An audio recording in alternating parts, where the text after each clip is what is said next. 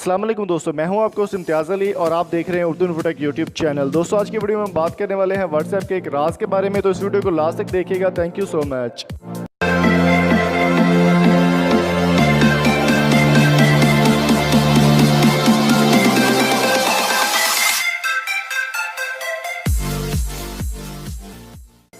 तो दोस्तों बात करते हैं व्हाट्सएप के बारे में। आपको अक्सर ये प्रॉब्लम आती होगी कि आपके व्हाट्सएप की मेमोरी जो है वो फुल हो जाती है और आपको पता नहीं चलता कि मेमोरी किस चीज़ ने घेरी हुई है।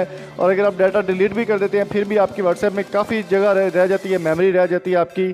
तो आज आपको बताऊँगा कि किस तरह से आप अपने मोबाइल को रिफ़्रेश कर सकते हैं व्हाट्सएप से गैर ज़रूरी डाटा डिलीट करके। तो यहाँ पर मैं व्हाट्सएप अपनी ओपन कर लेता हूँ। यहाँ पर दोस्तों यहाँ पर आपको ट्रिपल डॉट का ऑप्शन मिलेगा, यहाँ पर सेटिंग पे आपने क्लिक कर देना है। यहाँ पर जब आप सेटिंग पे क्लिक करते हैं तो आपको यहाँ पर काफ़ी ऑप्शन मिल जाते हैं। डाटा एंड स्टोरेज यूजेज पे आपने जाना है।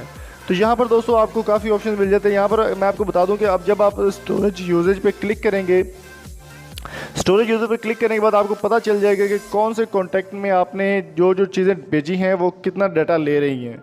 तो यहाँ पर आप देख सकते हैं मेरे पास काफ़ी कॉन्टैक्ट्स जो है वो शो हो रहे हैं। तो अब मेरे पास जो सबसे ज़्यादा डाटा आ रहा है वो आ रहा है इस नंबर पे, उसामा भाई पे। तो यहाँ पर आपको पता चल जाएगा कि वीडियोज़ ने कितनी जगह घेरी हुई है, फ़ोटोज़ ने कितनी जगह घेरी हुई है। तो वो सारा डाटा डॉक्यूमेंट्स ही आप देख सकते हैं कि 136 MB का मैंने कोई डॉक्यूमेंट इनको भेजा है, जो इन्होंने 136 MB इधर ली हुई है, लेकिन ये कहीं भी शो नहीं हो रही।